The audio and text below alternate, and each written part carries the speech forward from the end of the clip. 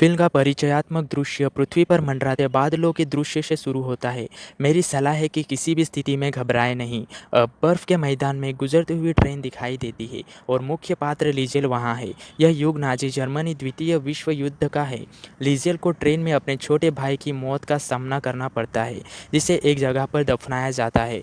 अब जर्मनी में 1948 का समय दिखाया गया है और लीजेल एक कार में बैठी बर्फ के मैदान से गुजरती है। दरअसल वह अपने नए पालक माता पिता के पास जा रही होती है। माँ का नाम रोज़ा और पिता का नाम हंस है। वह अपने घर पहुँचती है और अगली सुबह हंस एक संगीत वाद्ययंत्र बजा रहा होता है और लीजेल के नीचे आते ही गुड मॉर्निंग कहता है।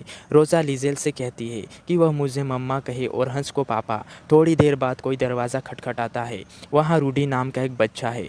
बाद में वह लीजेल का सबसे अच्छा दोस्त बन जाता है। लीजेल रूडी के साथ स्कूल जाती है। अब रूडी और लीजेल स्कूल पहुँचते हैं और कक्षा में जाते हैं तो वे शिक्षक के सामने खड़े बच्चों को पाते हैं। शिक्षक लीजेल का नाम पूछते हैं और उसे चौक देते हैं ताकि वो बोर्ड पर अपना नाम लिख सके। लीजेल अनपढ़ है, इसलिए वो बोर्ड पर 3 क्रॉस का निशान लगाती है, जहां हम जानते हैं कि लीजेल लिखना नहीं जानती है। सभी बच्चे मजाक करते हैं, लेकिन शिक्षक सभी को चुप कहते हैं और लीजेल को अपनी सीट पर जाने के लिए कहते हैं। बाद में लीजेल घर वापस आती है और उसकी माँ उसे अंदर ले जाती है। रात में लीजेल के पिता उसे शुभ रात्रि कहते हैं और देखते हैं कि लीजेल के पास एक किताब है। हंस पूछता है, क्या यह वास्तव में तुम्हारी है? लीजेल जवाब देती है, यह हमेशा मेरा है, यह मेरे भाई का है। फिर वह पूछता है, क्या तुम्हें पता है कि यहाँ क्या लिखा है? इस पर लीजेल जवाब देती है, नहीं, क्योंकि वह पढ़ना नहीं जानती। हंस कहता है, मैं एक अच्छा पाठक नहीं हूँ। इसके बावजूद चलो शुरू करते हैं। फिर वे किताब पढ़ते हैं। वर्दी पहने हुए लीजेल अगली सुबह जर्मन के बारे में गाना गाती है। इस बीच नवंबर 1948 का समय दिखाया गया है, जहाँ सेना हिंसक व्यवहार करते हुए एक बाजार में खिड़की के शीशे तोड़ रहे थे। हर जगह सड़क पर पन्ने बिखर गए हैं। अब एक घर का दरवाज़ा किसी ने खटखटाया है और मैक्स नाम का एक नया किरदार पेश किया गया है। वो एक यहूदी है। वह सैनिकों से बच निकलता है। फिर लीजेल के घर फिर से दिखाया गया है, जहाँ लीजेल के पिता हंस उसे पढ़ना सिखाते हैं और कहते हैं, मेरी मृत्यु के बाद मेरे दफन के बारे में मुझे वादा करो। फिर हंस उससे किताब लेते हुए कहता है, मेरे साथ आओ, मेरे पास तुम्हारे लिए सरप्राइज है। और वह लीजेल को बेसमेंट में ले जाता है, जहाँ दीवार पर लिखे शब्द और अक्षर हैं। इसे डिक्शनरी कहते हुए वो उसे एक चौक थमाता है और इन शब्दों को यहाँ लिखने की अनुमति देता है। लीजेल को पढ़ने और लिखने का शौक है, इसलिए वो खुशी से भर जाती है। लीजेल कहती है, धन्यवाद पापा। बाद में कोई हंस को लेने के लिए घर आता है और दरवाज़ा खटखटाता है। हंस लीजेल को जल्दी आने के लिए कहता है, नहीं तो हम परेड मिस कर देंगे। रात का समय है। सभी शहरवासी एक जगह पर इकट्ठा हुए हैं, जहाँ एक सेना अधिकारी भाषण दे रहा है। उनका मानना है कि राष्ट्रीय समाजवादी क्रांति के दौरान हमारे राष्ट्र को कम किया जाना चाहिए। हमारा दृढ़ संकल्प खुद को नैतिक और बौद्धिक रूप से साफ करना है। शिक्षा, रंगमंच, साहित्य, फिल्म और प्रेस सभी सहायक स्तंभ हैं जो हमारे राष्ट्र के व्यक्तित्व को आकार दे सकते हैं। यही कारण है कि हम अपने आप को बौद्धिक गंदगी से मुक्त कर सकें।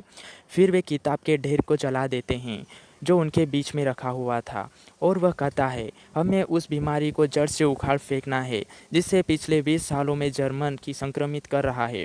अगर युद्ध हुआ तो हम अपने दुश्मन का सामना करेंगे और अपने भविष्य के लिए तब तक खड़े रहेंगे जब तक हमें अंतिम जीत नहीं मिल जाती। ऐसा युद्ध हमारे दुश्मन को नष्ट कर देगा।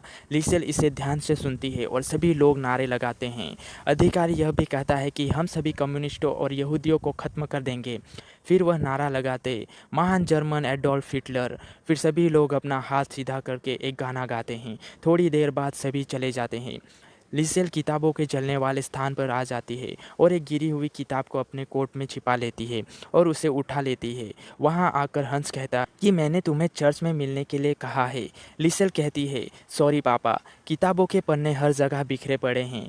लीसेल खांसती है क्योंकि छोटी जली हुई किताब उसके कोट में है। हंस इस बारे में कुछ नहीं जानता, लेकिन सिर्फ इतना कहता है, इसे गुप्त रखेंगे और इसे तहखाने में जाने वाली दूसरी किताबों की तरह पढ़ेंगे। लीजेल खुश हो जाती है और पूछती है, क्या मेरी असली माँ कम्युनिस्ट थी? क्या वो हिटलर था जिसने मेरी माँ को मारा था? हंस ने किसी के सामने यह बात कहने से मना किया। घर आकर मिशेल ने H.G. वेल्स की किताब द इनविजिबल मैन पढ़ी। अचानक कोई दरवाजे पर दस्तक देता है। दरअसल वह वही पात्र मैक्स है जो पहला यहूदी लड़का है, वह चिंतित हालात में मदद मांगता है। रोज़ा और हंस उसे ऊपर जाने का सुझाव देते हैं। हंस ने लिसेल को बताया, मैक्स के पिता युद्ध में मेरे अपनी जान कुर्बान करते हुए मारा गए और मैं उनके परिवार का ऋणी हूँ। फिर वह मिशेल से कहता है, मुझे अपने शब्द दो कि तुम हमारे अंगतुकों के बारे में तो किसी को नहीं बताओगी और न ही अपने आत्मा को। लिसेल ने वचन रखने का आश्वासन दिया और अगले दिन स्कूल चली गई। स्कूल के बाद रूडी के साथ खेलते हुए वह अपने घर आई। हंस ने किसी के सामने यह कहने से मना किया। घर आकर मिशेल ने इनविजिबल जब यहूदी मैक्स रात को सो रहा होता है और उसके हाथ में किताब होती है, लिसेल उसकी किताब लेने वाली होती है। अचानक मैक्स जाग जाता है और उसे एक जिज्ञासा आती है। रात के अंधेरे में मैक्स चला जाता है। लिसेल खूब रोती है। रोज़ा और हंस भी परेशान होते हैं। फिर अगले दिन यह भी पता चलता है कि लिसेल के सबसे अच्छे दोस्त को भी एलिट ट्रेनिंग के लिए चुना गया है।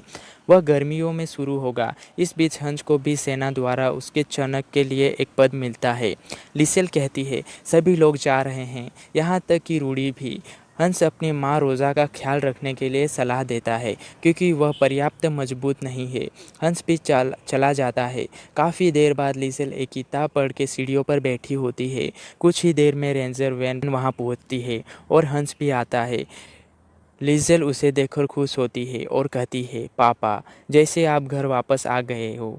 हंस अपने घर में बैठकर लिजेल से बात करता है।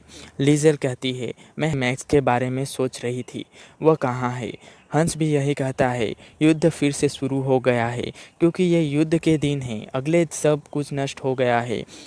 घर धूल धूल में मिल गए हैं। लाशें हर जगह बिखरी हुई है। सब कुछ पूरी तरह से नष्ट हो गया है।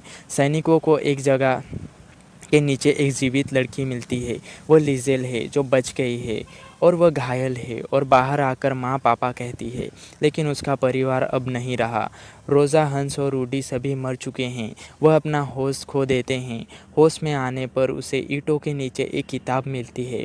उसी समय बूढ़ी महिला इल्सा अपनी कार में वहाँ पहुँचती है जिसके घर लिजेल किताबें चुराने जाती है। वह दौड़कर उस महिला को गले लगा देती है। 2 साल बाद लिजेल को रूडी के पिता की दर्जी की दुकान में काम करते हुए दिखाया जाता है और वह दरवाज़ा पर मैक्स को देखती है और उससे खुशी से मिलती है। अब 1945 का समय था। यूनाइटेड स्टेट की सेना ने जर्मन पर कब्जा कर लिया थे। अब कहानी अपने अंत की ओर बढ़ती है। वाला दृश्य दिखाई दे गया है। फिर मृत्यु कथावाचक की आवाज़ सुनाई देती है। मैंने महान चीज़ों का सामना किया है। मैंने दुनिया के सबसे भयानक विनाश को देखा है। मैंने महान चमत्कार भी देखे हैं। लेकिन मैं बस इतना कहूँगा कि कोई भी हमेशा के लिए नहीं जीता। अंत में मैं लिजेल के पास पहुँचा, जो अहंकार आनंद से भरा हुआ था क्योंकि उसे अपने जीवन के 90 साल बुद्धिमानी से बिताए थे। कई लोग उसकी कहानियों से प्रभावित हुए। मैक्स की दोस्ती लिजेल की तरफ ही स्थायी साबित हुई। अपने अंतिम विचारों में वह अपने जीवन के साथ जुड़े कई जीवन के बारे में सोचती है। हंस, रोज़ा और रूडी के साथ उनके 3 बच्चे और एक पोता। अंत में शांति के अलावा कोई शब्द नहीं। और ये फिल्म यहीं ख़त्म हो जाती है।